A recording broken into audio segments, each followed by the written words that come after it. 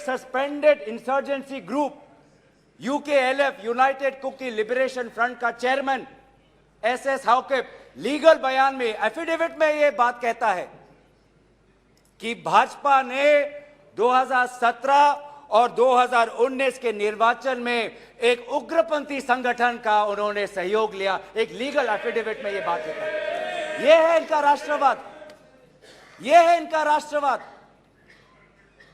जो राष्ट्रवाद देश की अखंडता को आज सत्य के दांव पे आज भूल चुका है। यह राष्ट्रवाद है कि जो आज देश की अखंडता के साथ खिलवाड़ कर रहा है। आज उत्तर पूर्वांचल में आपके बड़े बड़े जो भी बातें हैं सारे अभी तक नाकाम रहे। एनआरसी की बात करते हैं, आज तक एनआरसी असम में लागू नहीं हुआ। सीएए की बात करते हैं, ऐसा एक माहौल वहां पे हुआ कि पूर्व जापान के प्रधानमंत्री असम नहीं जा पाए। नागा पीस फ्रेमवर्क 8 साल हो गए, अभी तक हमने नहीं देखा कि ये नागा पीस फ्रेमवर्क में हुआ क्या है। गृह मंत्री आज नागा विधायक से अलग से मिलते हैं, मणिपुर के से आए हुए कुकी विधायक से अलग से मिलते हैं। क्यों नहीं आप सबको एक साथ मिलकर बुलाएं और शांति की अपेक्षा करें? ये अलग अलग मीटिंग क्यों?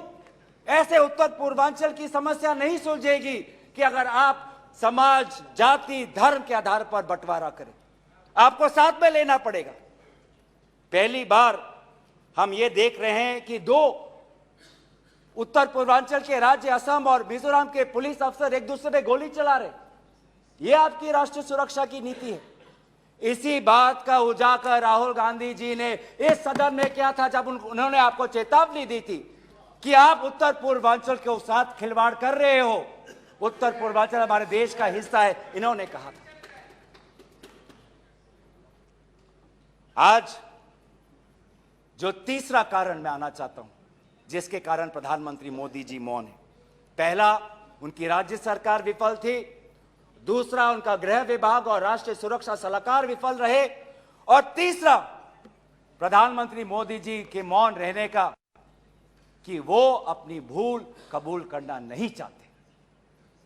अगर वो बोले तो कि उनकी चूक हुई है राज्य सरकार से, तो ये भूल वो कभी जनता के सामने कबूल नहीं करना चाहते, मौन रहना पसंद करते हैं।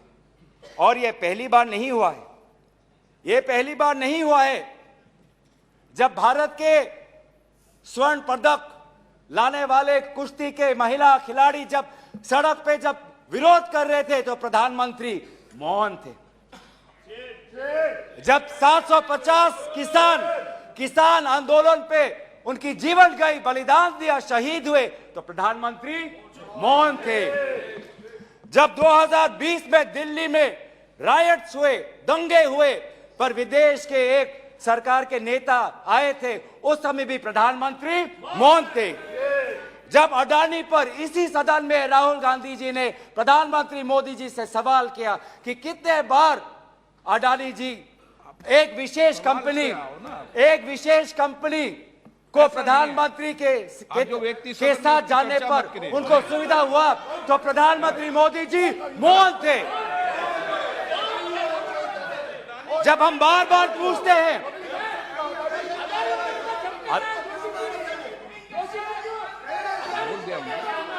सर बड़ी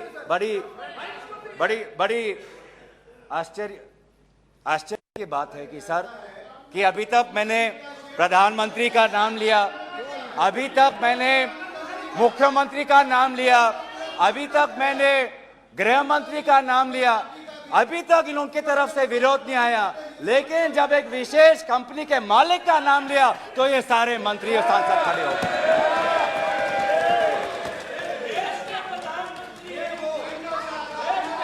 किसकी सरकार है सर?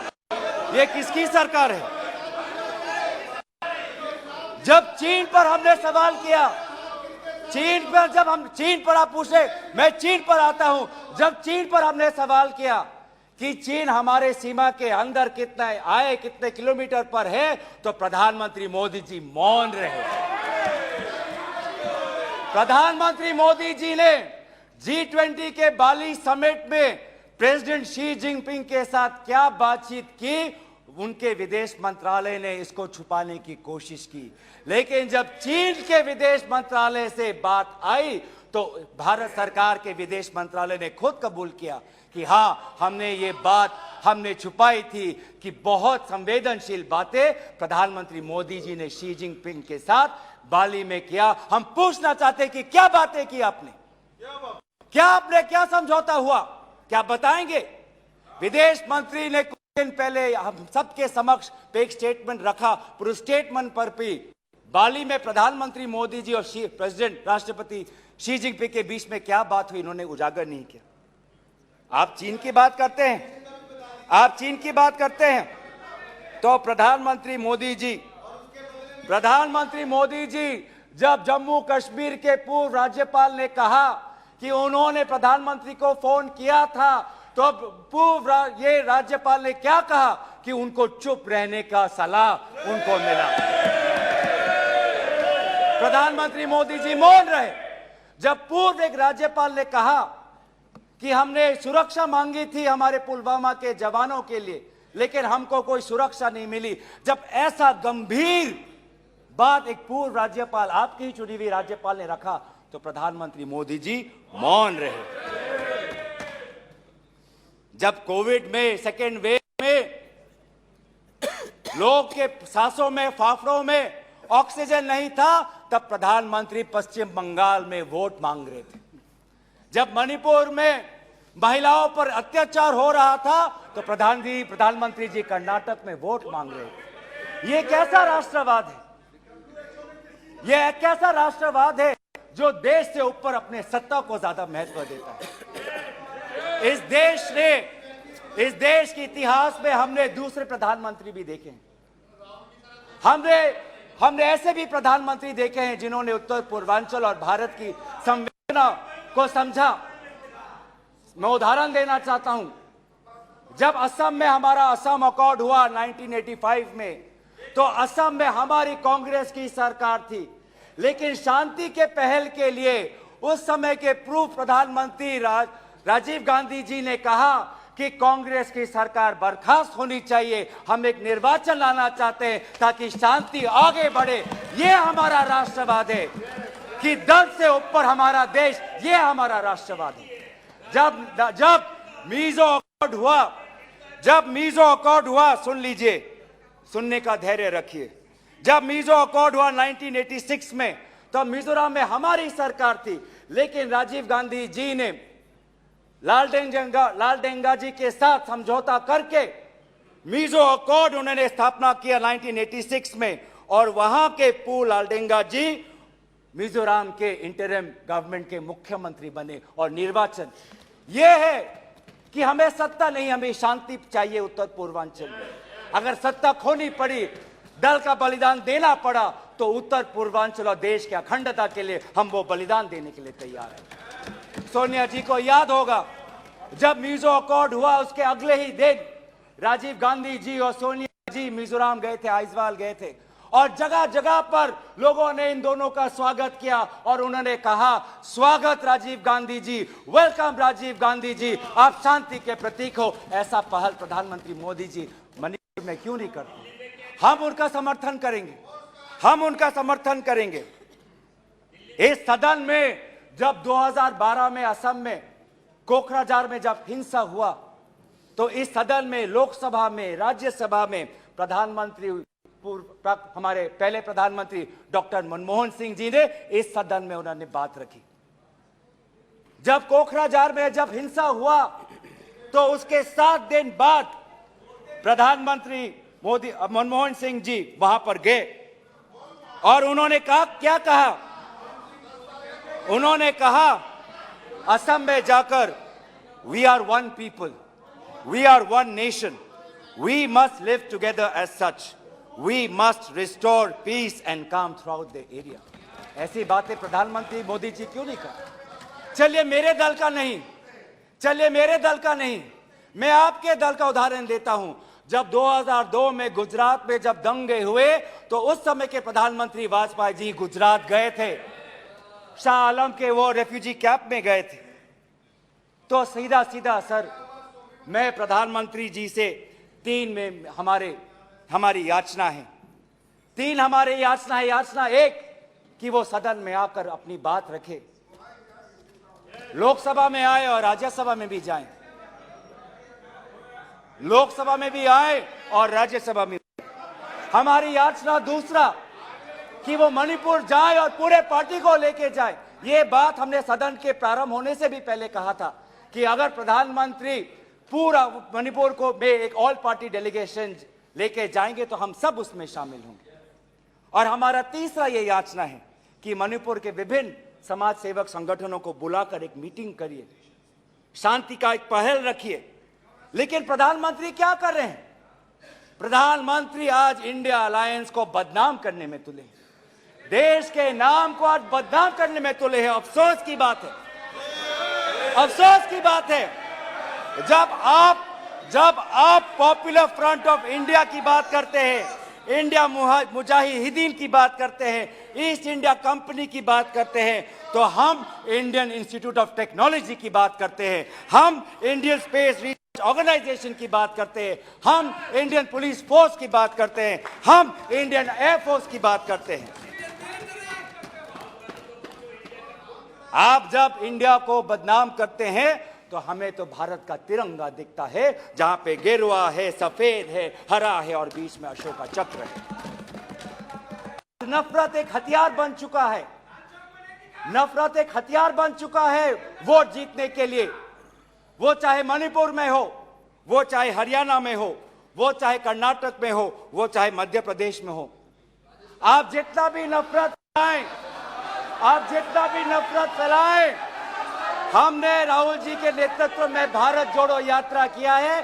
आपके नफरत के बाजार में हम जगह जगह पे मोहब्बत का दुकान खोलेंगे। हम संविधान की सुरक्षा करेंगे।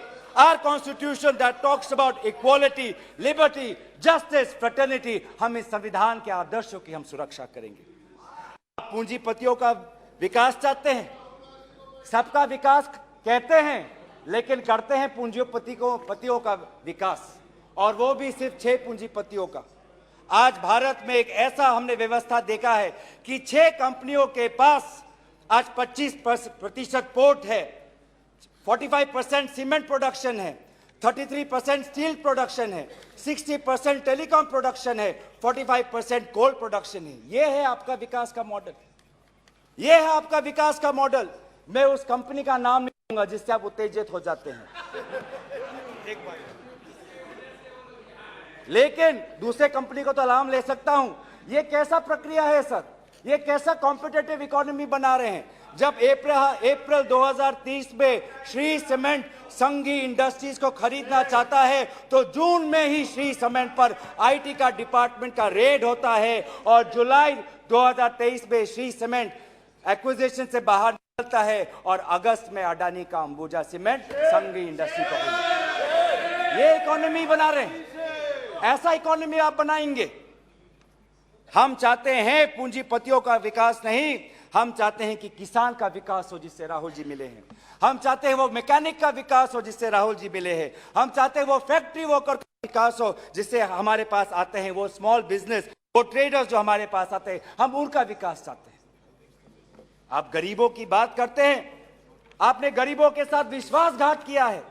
आज टमाटर 2050 केजी में, पेट्रोल 102 लीटर का, एलपीजी 1200 रुपए सिलेंडर का, मिल्क आज दूध के दाम पे। आपको इकोनॉमी की बात करते हैं, लार्जेस्ट फास्टेस्ट ग्रोइंग इकोनॉमी की बात करते हैं, जाइए ये भाषा उस आजाद मंडी के उस आदमी के सामने वो रखिए जिसके आंसू आज पूरे देश ने देखा है, जो कहता है रो रो के कि मेरे पास पैसा नहीं है। ये जीडीपी और फास्टेस्ट ग्रोइंग इकोनॉमी की बातें उनको समझाइएगा। आजादपुर मंडी में राहुल जी गए, आप किसान की बात करते हैं, आपकी डेटा में आज हमको मिला है कि लगभग 10,000 किसानों ने आत्महत्या कर दी है, जिसमें से किसान है, श्रमिक है, कल्टीवेटर्स है। ये है पार्लियामेंट में आज उत्तर आता है कि एमजीएनरेगा में 5 करोड़ लोगों को आज एमजीएनरेगा से बाहर कर दिया है। ये आपका विकास है? तो सर ये आप गरीबों पे विश्वासघात करिए, हम राजस्थान की तरह देश में महंगाई में हम राहत लाएंगे। आप आदिवासियों में अत्याचार करें, हम आदिवासी छात्र, महिलाओं और एनजीओ के साथ हम भारत को हम जोड़ेंगे और इंडिया को जिताएंगे। India that is a union of states we will protect and we will win. जो 2024 में भारत जीतेगा, इंडिया जीतेगा। इतना अहंकार मत करिए। इन्हीं बातों के साथ मैं अपना प्रस्ताव यहीं पे रखता हूं। धन्यवाद।